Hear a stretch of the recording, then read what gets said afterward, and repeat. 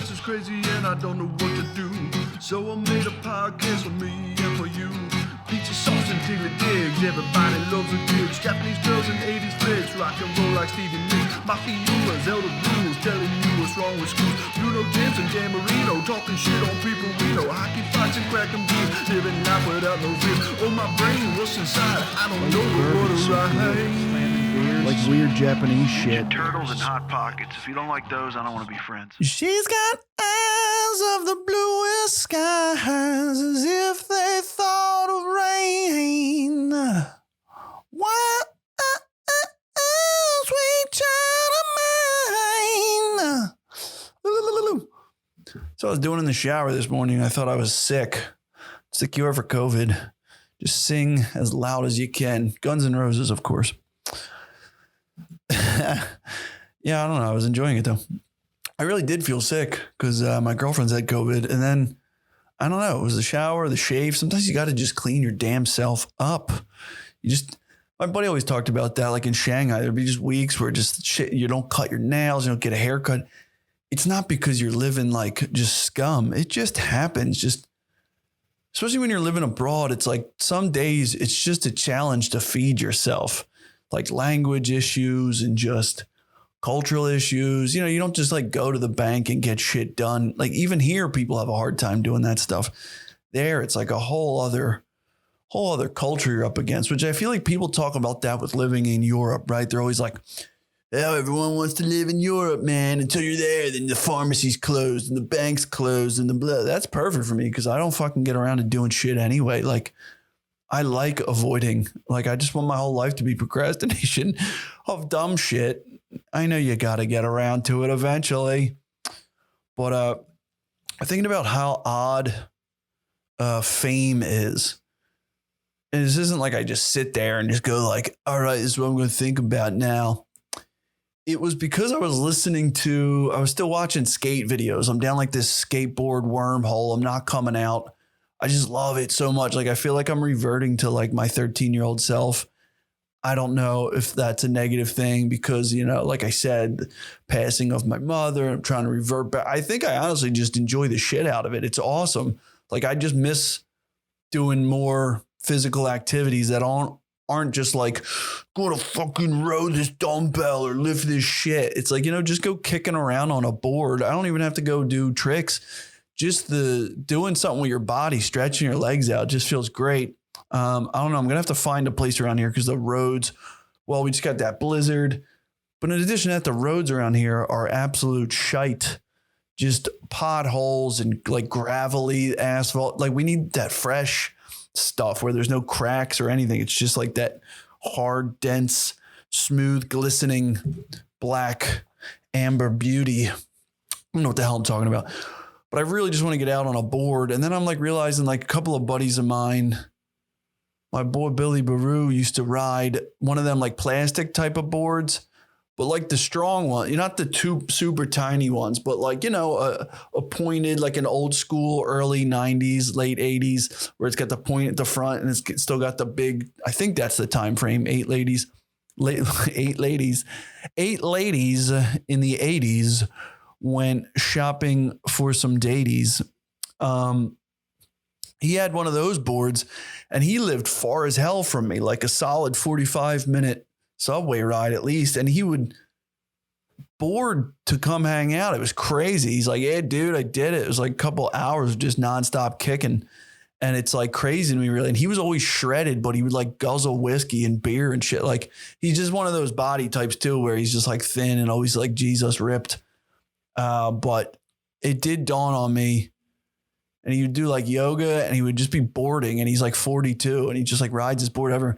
But I do want to get some kind of board, even if it's just like one of those long boards type of deals. It's probably better for me around here. But, yeah, anyway, I was watching skate videos. God, I go off. So watching skate videos and there's all these songs coming up. I was like, damn, this shit is good. And then like inevitably it takes me an hour plus to watch like a 50-minute skate video because I'm looking up every single song. And then I'm looking up like, oh, what else did these guys do? Oh, well, when did they come out? Oh, when's this album? Like, I just can't help myself when it's so good. Like, that's where I'm at. I'm just like, everything is so good. I'm just like sampling the delights of earth. and just loving it. So I found this guy, Dennis Lloyd. Now, some people might be like, yeah, dude, like no shit. I never heard of him. Vaguely, it sounds familiar, but I'm probably just putting a memory in my head. I looked this dude up on Spotify. The song's got almost 1 billion listens. It's like, what? And I don't mean like what, like this dude's shit. I just mean like I've never even heard of this. Is it a dude? Is it a girl? I don't even know. He's got almost 9 million plays a month. This song has almost 1 billion plays. This other one's got 171. It's just crazy that I've never even heard of this dude. I'm sure I've probably heard a song maybe with him on it and I didn't even realize. Like, I'm not good with like names and giving a shit who like this song with like, you know, featuring. I don't really care until I like it. Then I start clicking through. But a lot of times when I hear whatever, I don't care. So it blew me away that I wouldn't even know who this dude is.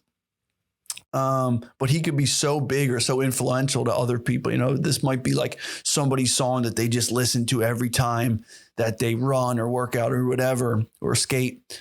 And it just started more and more. I started just going down, finding people that I had no idea who they are, or I thought they were kind of big. Like the Arctic Monkeys have like a song that's like, I knew they were big, but not that big. Like, what am I saying? Oh shit. Arctic big. What the fuck am I doing? I said big. I typed big. You ever do that where you're talking and then you type what you type what you talk. You type the words that are coming out of your mouth. Arctic Monkeys. Look at this. 1.2 billion. This one's almost got 1 billion. This one's got over 500 million. It's great. All from one album. Like what a fucking album that is then. Jesus. Which I actually don't care for that much. There's some other stuff that I like from them better, but it's, that's probably because the radio killed it for me, but 22 million listens, which I love this game. If you ever play this game, you say a musician, and then another person has to guess how many monthly listens. You know, it's like whoever gets the closest, I guess, if you're playing with a room full of people. It's fun as shit because you'd be blown away by who has large numbers and who's just steady. It's crazy. Yeah. So anyway, this just got me thinking about fame and how odd it is that like somebody, you know, there's like that whole Sugarman documentary where he's massively famous in South Africa. And meanwhile, he's working like day labor jobs in Detroit, doesn't have a clue. It's just so odd that something can be so important to somebody or a huge group of people, and to a whole bunch of other people, it's less than important. It doesn't even exist. But to you, it's like you cherish it. Like I found this out. I was talking about Bill Burr with my family, and they just kept being like, shut up about Bill Burr. Like, I don't even know who he is. What is he? Like, he's a comedian or something? Like a couple of people knew of him doing like interviews probably on like Howard Stern or something like that. But it just blew me away. I was like, it's Bill Burr. He's got like 3 TV shows out right now that are huge. He's got like his own cartoon. He's on like these guest appearances on so many shows. He's got like 5 fucking podcasts. God only knows. And he's some of like the most watched podcasts when he's on things. And it was just crazy to me. I was like, also, he's like a legend in comedy to like in my circle of friends, not even comedian friends, just my circle of friends. He's so importantly influential that like we always crack jokes or bring up bits of his. And just like inside jokes about, you know, having these great Bill Burr bits and moments in life that are a very like Bill Burr environment. Like I've said, like you watch enough Curb Your Enthusiasm, you start going through life and things start being like very Larry, or things start being very Seinfeld, or, you know, or very The Office. So it's like Bill Burr is like up there with that to me. It's like he's got his own Bill Burr universe. He's just like little thing, the motherfucker shit, just like little ginger shit. You know, but it's just that great, wise ass, quick wit, you know, a little bit nasty. He's a little bit of a curmudgeon. He's got a world. And it's crazy to me that people have no clue about it or don't even really give a shit. So it's just so odd. Also, you can be so famous, and I don't have any fame, but I'm assuming the people who are famous, there is some weird, it's a very weird state of reality. I've thought about it a lot. It just interests me at different times. Like, living in China, especially, because you realize who is known and who is not known. Like there's whole swatches of the world, the global population, a huge country like China doesn't even know these people exist. And then other people are huge to them. So like how popular basketball is. So for example, one time I got a package sent to me from my mom with like maybe like some birthday stuff or Christmas gifts or whatever. And I never really got it. And it kind of showed up. It said it showed up in China, but like, I don't know. And then there's like this thing out by the airport, this massive thing that apparently people have had to go to. And then you find your package there. You got to pay to get it out of like customs and shit. I don't know. But I lived like right behind. Oh, at this point I was living a couple blocks away, but there was a local post office by us, which wound up being like right below my one apartment. But I just went there because that's where it said it was. And it was just like a warehouse just with shit strewn about. It was crazy, just boxes, and nothing made sense to me. There was just random people just like taking naps on packages, people smoking cigarettes. Like how any of this operates is beautiful. I don't know how. It reminds me of like Catch-22, and just like there's just this madness of chaos of this war machine transporting, getting goods, getting shipments of things coming and going, and the whole just mechanism of this massive thing that no one person can understand. Somehow it makes sense and works, yet no one really knows. And it's pure madness. So it was like that. And I'm just like wandering rooms. And it was lunchtime. So basically people smoke or sleep for like a couple of hours. There's a lot of napping going on around in China for the most part, which is crazy how much shit they're getting done. The city's got the top 3 tallest buildings, not top 3, but in the top 10, they have 3 of the tallest buildings in the world. Industrious as shit. Maybe it is the naps and the cigarettes. Everyone there is smoking. Baby's got fucking cigarettes, everyone's calm driving around, I've noticed. And it dawned on me one day, like clusterfuck of just cars in the way of each other and just everyone doing the wrong thing at the same time. And it dawned on me that everyone was calm. Like in the US, there would be people shooting each other. There would be at least screaming and hollering and getting out of the car and threats of violence. It would be madness and honking. No one gave a shit. And I looked and like everyone was smoking. Like everyone had a cigarette. And I was like, God damn it, they serve a function. Like the whole US has gotten healthier because now smoking is such but look at the mental health. It's a goddamn train wreck. So it's like, what did we traded like physical lung health for just a complete destruction of our mental health. Like, fuck it. We need cigarettes. You know what I mean? It's a weird thing that I've discussed in my own noggin. It's a weird thing that I've thought a lot about though, because this is what the importance of traveling is the fact that you're just put up against something that challenges your thoughts of like, of course, smoking's not good. Of course but there's a whole thing of like, wait a minute, I'm looking at this society. Again, I don't have data and shit. You can make any argument, I guess is what I'm saying, but there's something to be said for a lot of this stuff that we just, no. Look at it's like my mom didn't smoke or drink at all and she got lung cancer. So what the hell does that say? And then there's people who look at fucking the Rolling Stones and what the hell's his name? Bob Dylan, dude smoke. Again, I understand. I don't smoke anymore because I don't like feeling like shit. It makes my hangovers worse. I feel gross. I'm always thirsty. My mouth is dry. It's nasty, but there's something that I'm still not sure of that we should get rid of them as a society, because I've witnessed the calmness of everyone just chain smoking at the same time. But again, that's another reason, like I said, people should travel.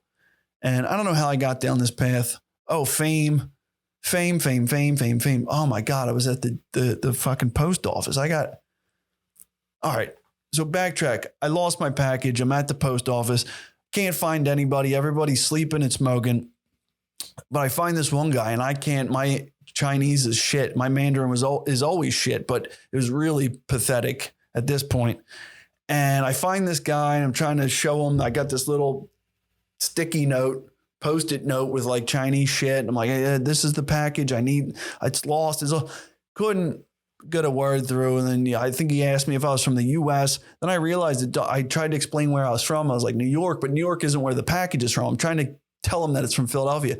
So I start talking about the 76ers and basketball and Allen Iverson. And immediately it was a connection. He's like, oh, Iverson, Philadelphia 76ers. Like he knew, and it was fucking great. And we're talking, and then we just started saying basketball players' names. And it was like, holy shit, you can be, in a post office in China and just throw around basketball players' names. And it was like you're talking about Buddha or, you know what I mean? The most famous person you could imagine, Confucius or some shit. And it was like, whoa, wait a minute. I wonder, then it dawned on me that basketball players or ex-basketball players might be some of the most famous people in the world next to some soccer players. But even soccer players, again, you got China's into basketball. So it started blowing my mind. Michael Jordan might be the most famous person on the planet next to Michael Jackson. I had a bunch of different ones, but it really dawned on me, this idea of fame, how weird it is. And just how I feel like for me, how important it is to find this stuff, because not just because it's famous, but how much good stuff is out there that I don't even, how many other Dennis Lloyds are out there, or a million other bands I found in the last week that I had no idea about. And they have millions of listeners a month. And it's wow, it's making my life so much better having access to them than not. And how many desserts have you had in your life that, imagine if you never had that dessert, like tiramisu or something.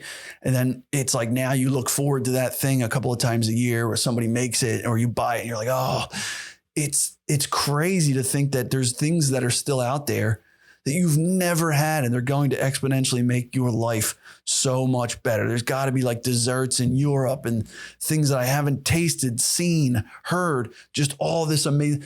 I went to, it was just my birthday 3 years ago, I went to the Grand Sumo Championship in Japan. That was hands down the greatest live event, sports event, anything that I've ever been to. It was unbelievable. And it's my life is so much better for having gone to that.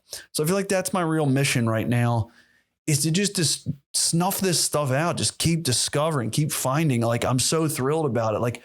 All these skate videos I'm watching, I'm there's these documentaries and they're moving and beautiful and incredible and inspiring. And they're making me oh, I want to play music again. I got to do art, man. I got to do art. There's so much good shit out there. And I just can't believe how much better my life is after finding it. So that's really where I'm at. I'm trying to push out stuff to people. I'm trying to bring in stuff to my life and make me feel inspired and just interested and engaged.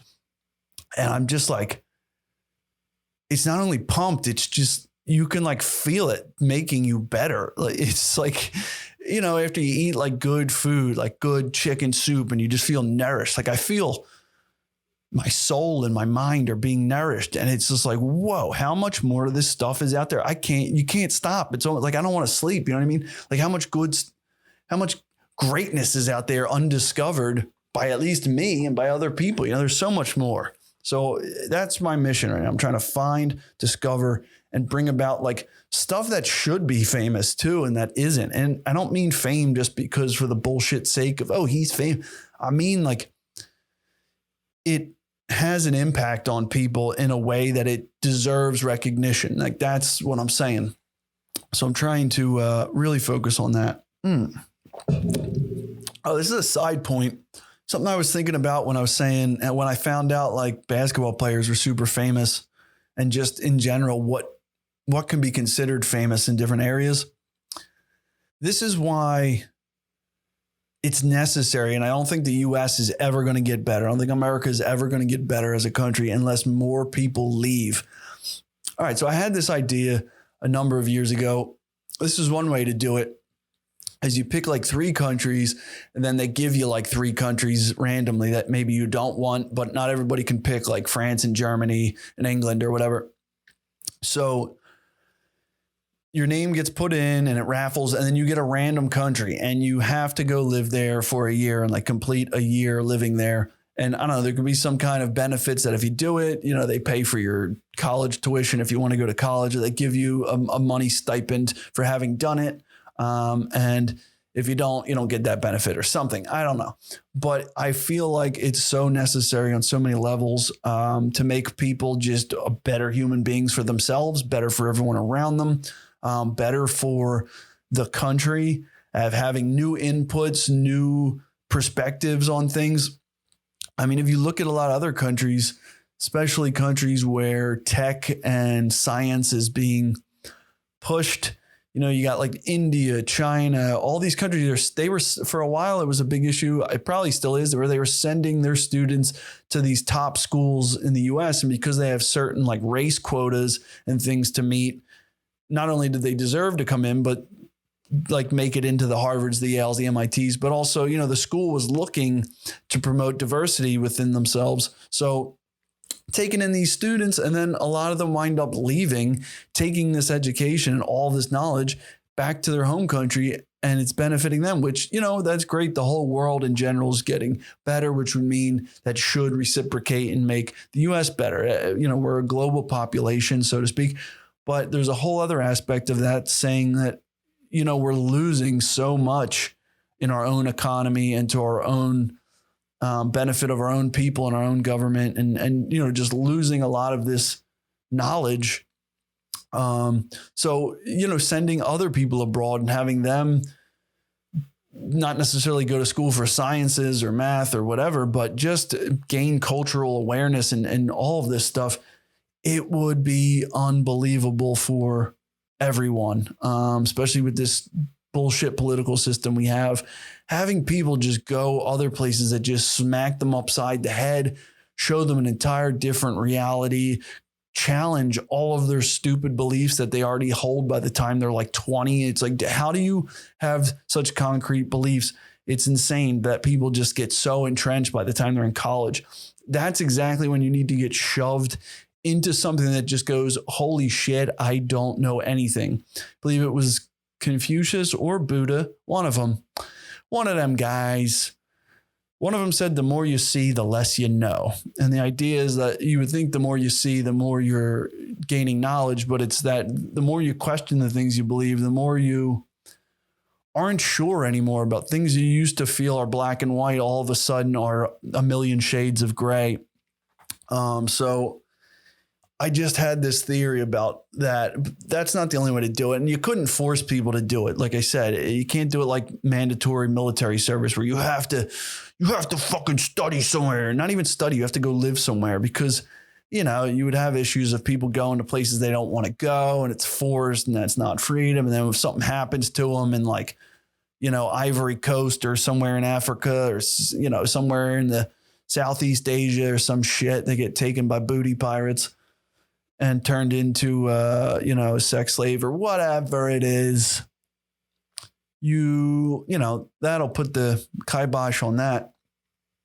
So, you know, you would do it where you get some kind of benefit, just like buying an electric vehicle. You get a tax refund or something. Go study abroad or go live abroad for a year, and we'll give you 40 grand, you know, just like universal basic income that you earned by getting more culturally aware, and they pay for it, you know, or that's it. Yeah. They pay for you to live, and then they give you like 10 grand or something. I don't know. I'm just spitballing here. Work with me, people. But it's the only way that the world's going to get better. I don't want to be the president. God, I do never want to do that job. But that would be something I would try to implement, is just making people better. Like, what do you think is going to happen? People are just propagating these entrenched thought processes that are like just handed down. The Republican, Democrat, blah, blah, blah, blah, blah, blah, blah, blah, blah. And it's making my life fucking sucky. Because like my friends are arguing about stuff, and it's like, it's always just sanding their butt crack about something, and like, and then we got to like all tiptoe around. It just feels weird. It's just like, what are we doing? None of this is even related.